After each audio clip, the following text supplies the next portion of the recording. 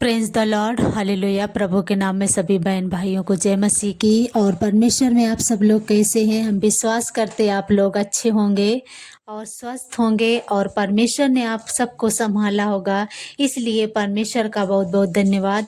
आइए हम परमेश्वर के शास्त्र से कुछ बातों को सीखेंगे, क्योंकि परमेश्वर का पवित्र शास्त्र है, यही हमें सिखाता है जीवन में हमें कैसे चलना है और हमें कैसे बढ़ना है आगे, और हमें किससे डरना है और किसका भय मानना है। ये सारी बातें हमें सिर्फ परमेश्वर का वचन ही सिखा सकता है, क्योंकि वचन में लिखा आदि में वचन था, वचन परमेश्वर के साथ था, वचन परमेश्वर था। तो ये वचन जब परमेश्वर है, तो ये परमेश्वर का जो एक एक वचन है, उसी के द्वारा हम कुछ बातों को सीख सकते हैं कि हमें जीवन में क्या करना है, क्या नहीं करना है, कौन गलत है, कौन सही है। अच्छाई भलाई का ज्ञान सिर्फ हम परमेश्वर के इस वचन से ही सीख सकते हैं। तो हमारे साथ निकालेंगे लूका की पुस्तक और 12 अध्याय का, और पहले हम 4 और 5 वचन, 2 वचन पढ़कर परमेश्वर से प्रार्थना करेंगे। वचन में लिखा, मैं तुमसे जो मेरे मित्र हो कहता हूँ कि जो शरीर को घात करता है परंतु उसके पीछे और कुछ नहीं कर सकते, उनसे मत डरो। मैं तुम्हें चिताता हूँ कि तुम्हें किससे डरना चाहिए। घात करने के बाद जिसको नरक में डालने का अधिकार है, उसी से डरो। हाँ, मैं तुमसे कहता हूँ, उसी से डरो। यहाँ पर हम देखते हैं कभी क्या होता है कि हमारे जीवन में कभी कभी ऐसी परिस्थितियां आ जाती जो मनुष्य का भय मान जाते हैं और मनुष्य से डरने लगते हैं। लेकिन यहाँ पर हम जब देखा वचन में, तो परमेश्वर का वचन यही कहता है, तुम किससे हमें डरना है। यहाँ पर लिखा, उससे डरो जो तुम्हारी आत्मा को घात करता है। मनुष्य, यदि हम मनुष्य से डरेंगे तो वो सिर्फ हमारे आत्मा को ही घात करेगा। लेकिन परमेश्वर कहता है, मैं तुमसे जो मेरे मित्र हो कहता हूँ कि जो शरीर को घात कर दे परंतु उसके पीछे और कुछ नहीं कर सकते, उससे मत डरो। यहाँ पर प्रभु कहता है, वो जो लोग हैं जो सिर्फ शरीर को घात करते हैं, उनसे मत डरो। आइए हम परमेश्वर से प्रार्थना करेंगे, इसके बाद और हम परमेश्वर के वचन से सीखेंगे। सर्वशक्तिमान हमारे जीवित खुदा, एक बार फिर से हम आपके पास आते, क्योंकि आकाश पृथ्वी का बनाने वाला आप है प्रभु जी, और परमेश्वर सारी सृष्टि पर आपका नियंत्रण है प्रभु। हम प्रार्थना करते, कितने बहन भाई हमारे साथ इस परमेश्वर प्रार्थना में शामिल हैं प्रभु, इस वचन में परमेश्वर शामिल है, सीखना चाहते हैं प्रभु आपकी प्रभु अगूढ़ बातों को परमेश्वर समझना चाहते हैं कि हम इस संसारिक जीवन में किससे डरें। तो आज परमेश्वर आप बातें कीजिए प्रभु हम सबसे, जिससे परमेश्वर पिता प्रभु जी हम लोग आपकी गहराई को समझ सकें परमेश्वर, और प्रभु हम आपके वचन के अनुसार आगे बढ़ सकें प्रभु। हर एक के परमेश्वर दिल को प्रभु आप छू लीजिए परमेश्वर, और प्रभु हर एक के मनों में सिर्फ परमेश्वर आपका वचन गूंजे प्रभु। हर एक शैतान की बुरी चाल आपके नाम से दूर होने पाए प्रभु जी, और परमेश्वर हर एक के हृदय को प्रभु जी आप कोमल करे प्रभु। हर एक परमेश्वर के दिमाग से कचरा निकाल कर प्रभु ये वचन परमेश्वर जीवित वचन आपके प्रभु उनके हर एक के जीवन में कार्य कर सके परमेश्वर। आप अनुग्रह कीजिए, दया कीजिए प्रभु। सच में परमेश्वर आपने हर एक को छुआ है प्रभु, और अपने वचन से परमेश्वर पिता आपने सींचने का वायदा किया, इसलिए हम आपका धन्यवाद करते प्रभु। सारा आदर महिमा देते हुए और इस वचन को आपके हाथों में सौंपते हुए प्रभु, जो भी हम सीखना जा रहे आप हमें प्रभु सिखाइए प्रभु। इन सारी बातों को आपके हाथों में देते हुए प्रार्थना प्रभु यीशु मसीह आपके नाम से मानते हूँ, आमीन। आगे के वचन को हम देखेंगे कि जब आज का हमारा विषय जो है, तो हम किससे डरें। तो हमने जब देखा कि यहाँ पर परमेश्वर का वचन कहता है, जो मनुष्य, यदि हम किसी मनुष्य से डरेंगे तो वो हमारे सिर्फ शरीर को घात कर सकता है। लेकिन जब हम परमेश्वर से डरते हैं, तो परमेश्वर क्या करता है कि हमारी आत्मा को जो नरक में डाली जाएगी। हम 5 वचन देखेंगे। मैं तुम्हें चिताता हूँ कि तुम्हें किससे डरना चाहिए। घात करने के बाद जिसको नरक में डालने का अधिकार है, उसी से डरो। हाँ, मैं तुमसे कहता हूँ, उसी से डरो। यहाँ पर जब जैसे हम देखते हैं, शद्रक मेशक अबेदनगो थे, और उनके जीवन में इतनी भयानक परिस्थिति खराब एक बार आई उनके जीवन में, क्योंकि यहाँ पर राजा का जो आज्ञा था कि यदि ऐसा व्यक्ति नहीं करता है, उस मूर्त की दंडवत नहीं करता तो क्या किया जाएगा, इस आग के भट्टे में डाल दिया जाएगा। लेकिन उन्होंने क्या किया, वो मनुष्य से नहीं डरे। और जब मनुष्य से वो नहीं डरे और वो सिर्फ परमेश्वर से डरे कि यदि परमेश्वर चाहेगा तो ही हो सकता है, यदि परमेश्वर नहीं चाहेगा तो कुछ भी नहीं हो सकता। सिर्फ उन्होंने परमेश्वर का भय माना। और जो हम देखते हैं तो परमेश्वर ने क्या किया, उन्हें आग के भट्टे में से जीवित निकाला। यहाँ तक जितने लोग उनको डालने के लिए गए थे वो सब झुलस के मर गए। लेकिन परमेश्वर ने क्या किया, उनके यहाँ वचन में जो हम देखते हैं तो लिखा है कि उनके बाल भी नहीं झुलसे थे। ऐसे परमेश्वर सामर्थ्यशाली परमेश्वर है, क्योंकि वो महान परमेश्वर है और वो जीवित पिता है। आइए हम एक वचन निकालेंगे दानियल की पुस्तक और 3 अध्याय का 5 वचन देखेंगे। इसमें लिखा है, जिस समय तुम नरसिंगी, बांसुरी, बीड़ा, सारंगी, सितार, शहनाई आदि सब प्रकार के बाजों का शब्द सुनो, तब तुम उसी समय गिरकर नबूकदनेस्सर राजा की खड़ी कराई हुई सोने की मूरत को दंडवत करो। जो कोई गिरकर दंडवत ना करेगा वह उसी घड़ी धधकते हुए भट्टे के बीच में डाल दिया जाएगा। यहाँ पर जब हम देखते हैं तो कितनी कठोर आज्ञा राजा की थी।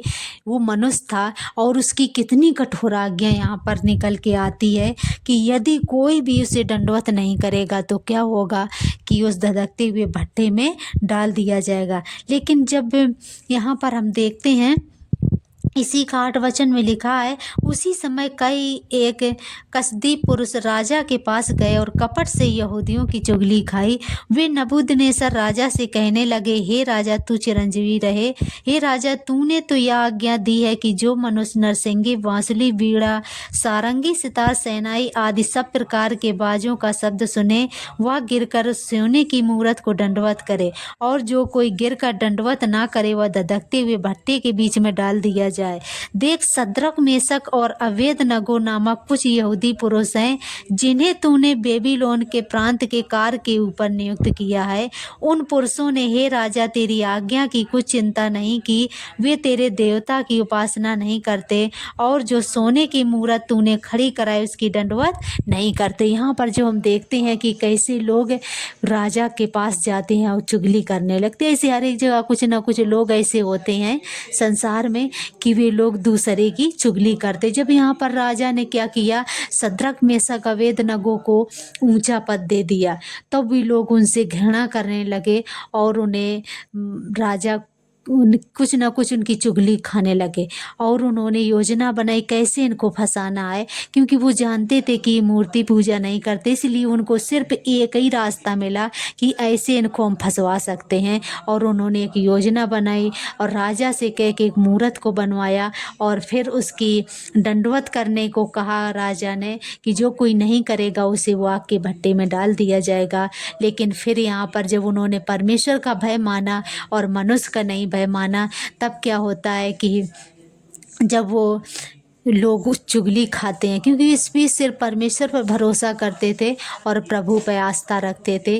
तो यहाँ पर हम और देखेंगे, जब यहाँ पर हम देखते हैं 22 वचन में लिखा है, इसी 3 का 22 में, वह भट्ठा तो राजा की दृढ़ आज्ञा के कारण अत्यंत धधकाया गया था। इस कारण जिन पुरुषों ने सद्रक, मेशक और अबेदनगो को उठाया वे ही आग की आंच में जल मरे। उसी धधकते हुए भट्टे के बीच ये तीनों पुरुष सद्रक, मेशक और अबेदनगो बंधे हुए फेंक दिए गए। तब नबूकदनेस्सर राजा अचंभित हुआ और घबरा कर उठ खड़ा हुआ और अपने मंत्रियों से पूछने लगा, क्या हमने उस आग के बीच 3 ही पुरुष बंधे हुए नहीं डलवाए? उन्होंने राजा को उत्तर दिया, हाँ राजा, सच बात है। फिर उसने कहा, मैं देखता हूँ कि 4 पुरुष आग के बीच खुले हुए टहल रहे हैं और उनको कुछ भी हानि नहीं पहुंची, और चौथे पुरुष का स्वरूप ईश्वर के पुत्र के सदृश है। यहाँ पर परमेश्वर का धन्यवाद हो, हालेलुया। ऐसे वो जीवित परमेश्वर है, ऐसे वो अपने लोगों की रक्षा करता है। और यहाँ पर जब हम देखते हैं कि राजा ने तो उन्हें वहाँ पर धधकते हुए भट्टे में डलवा दिया गया, और जो जिन्होंने चुगली खाई, जो डालने गए थे, वो सब झुलस के वहाँ पर नष्ट हो गए, मर गए। लेकिन शद्रक मेशक अबेदनगो को परमेश्वर ने सुरक्षित रखा। और वहाँ 3 लोगों को परमेश्वर ने क्या, राजा ने क्या किया था, 3 लोगों को उधर डलवाया था भट्टे में, लेकिन वहाँ पर एक लोग परमेश्वर भी उपस्थित हुआ, उन्होंने उसको सबको बचा लिया। राजा ने अपनी आंखों से देखा और कहा कि वहाँ पर कोई ईश्वर के पुत्र के सदृश है। चौथा जो पुरुष है वो ईश्वर के पुत्र के सदृश है, ईश्वर के पुत्र के जैसा उसका स्वरूप है। ऐसे राजा ने देखा उस परमेश्वर की महान कृपा को, जो परमेश्वर हर एक के जीवन में करता है। यदि आप भी विश्वास करेंगे तो परमेश्वर आपके जीवन में भी ऐसे ही काम करेगा। यदि तभी परमेश्वर के वचन को हमने आगे देखा था कि हम किससे डरें।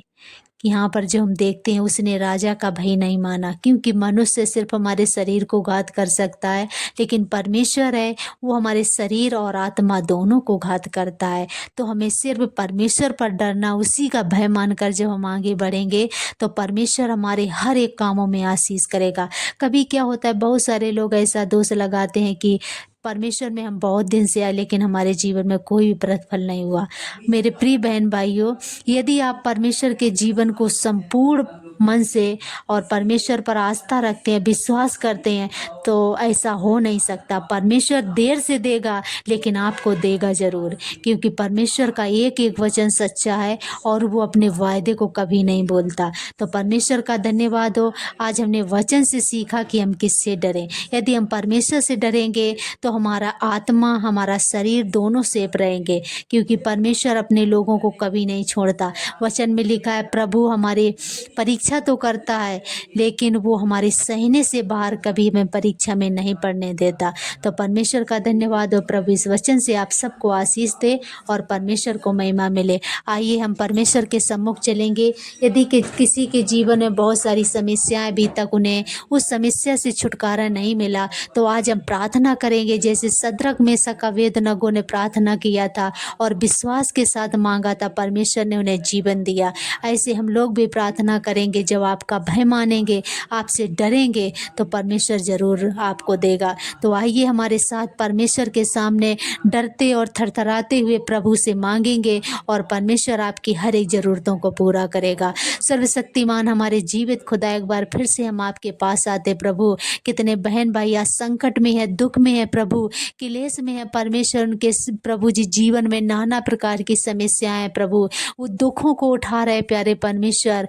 मनुष्य के कारण उनके जीवन में बहुत सारे दुख हैं, संघर्ष हैं प्यारे प्रभु, लेकिन हम आपसे दुआ करते प्रभु, जैसे आपने शद्रक मेशक अबेदनगो को प्रभु आग के भट्टे में से बचाया परमेश्वर, हम प्रार्थना करते प्रभु उन बहन भाइयों के जीवन में परमेश्वर, जो भी प्रभु आग की जैसी परमेश्वर समस्याएं हैं प्रभु जी, हम प्रार्थना करते हर एक परमेश्वर समस्या आपके नाम से दूर होने पाए प्रभु। आप मदद कर, सहायता कर प्यारे परमेश्वर, आप उन्हें संभाले प्रभु और उन्हें 100 गुना प्रतिफल दे प्यारे प्रभु। उनकी जो भी कमी घटी है आपके नाम से पूरी होने पाए प्रभु। उनके खत्ते भरे पूरे रहें प्रभु जी, और परमेश्वर उन खत्तों से नया दाहक रस उमड़ता रहे प्रभु जी। ऐसी आपकी आशीष, ऐसी आपकी कृपा उनके जीवन में बहुतायत से आए प्रभु। उनके बाल बच्चे परिवार पर आपकी करुणा, आपकी दया बनी रहे प्रभु। जिन परिवारों में परमेश्वर आर्थिक समस्या है प्रभु जी, बहुत सारा क्लेश है प्यारे परमेश्वर, लड़ाई झगड़े टेंशन है प्रभु, हम प्रार्थना करते हर एक क्लेश परमेश्वर, हर एक लड़ाई झगड़े की बुरी आत्मा आपके नाम से दूर होने पाए। उनके घर में आपका प्रेम, आपका अनुग्रह बहुतायत से आने पाए प्रभु। आप मदद कर, सहायता कर। उनके बाल बच्चों को परमेश्वर अच्छा ज्ञान बुद्धि विवेक में आगे बढ़ाए प्रभु, अच्छा पढ़ लिख कर अच्छा जॉब सर्विस करें प्रभु, और अपने जीवन में तरक्की करने पाए प्रभु जी। आप उन्हें रास्ता दिखाए परमेश्वर, जो प्रभु जॉब सर्विस कर रहे प्रभु जी और बिजनेस कर रहे परमेश्वर, उनके कारोबार में परमेश्वर आप आशीष कीजिए। जिस काम में हाथ लगाए परमेश्वर आप उन्हें सफल करें प्रभु। और परमेश्वर जितने लोग प्रभु जी परमेश्वर प्रत्येक दिन प्रभु जी रास्ते में परमेश्वर आते जाते हैं प्रभु, आप उनकी रक्षा रखवाली करें प्यारे परमेश्वर, आप उनकी मदद सहायता कीजिए प्यारे प्रभु जी। सच में परमेश्वर आपने आपने परमेश्वर हमारी हर एक प्रार्थना को सुना है प्रभु। जितने बहन भाई परमेश्वर और बड़े प्रभु हमारे साथ इस प्रार्थना में आज शामिल हुए प्रभु, आपने परमेश्वर हर एक को छुआ है, टच किया है परमेश्वर। और प्रभु जी आपने परमेश्वर उन्हें छुआ है प्रभु जी, और हर एक संकट से निकालने का प्रभु जी आपने इंतजाम किया है प्रभु जी। इसलिए दिल से हम आपका धन्यवाद देती हूँ प्रभु जी। सच में परमेश्वर हर एक बहन भाई को आपके हाथों में सौंपते हुए और आज की प्रार्थना को आपके हाथों में सौंपते हुए प्रार्थना हमारे महान सामर्थी परमेश्वर आपके पवित्र मीठे नाम से मानते हूँ। आमीन। सभी बहन भाइयों से हमारा निवेदन है कि जब भी इस वचन को सुनते हैं तो हमें कमेंट करके ज़रूर बताएं सच में परमेश्वर यह देने वाला है कि नहीं है। और कुछ ना कुछ अपने जीवन में जो भी आपके जीवन में समस्याएं हैं उसको लिखेंगे तो परमेश्वर की महिमा बढ़ेगी। तो लिख कर कमेंट में बताएं और लाइक सब्सक्राइब ज़रूर करें। प्रभु आप सबको बहुत ऐसे आशीष दे। धन्यवाद।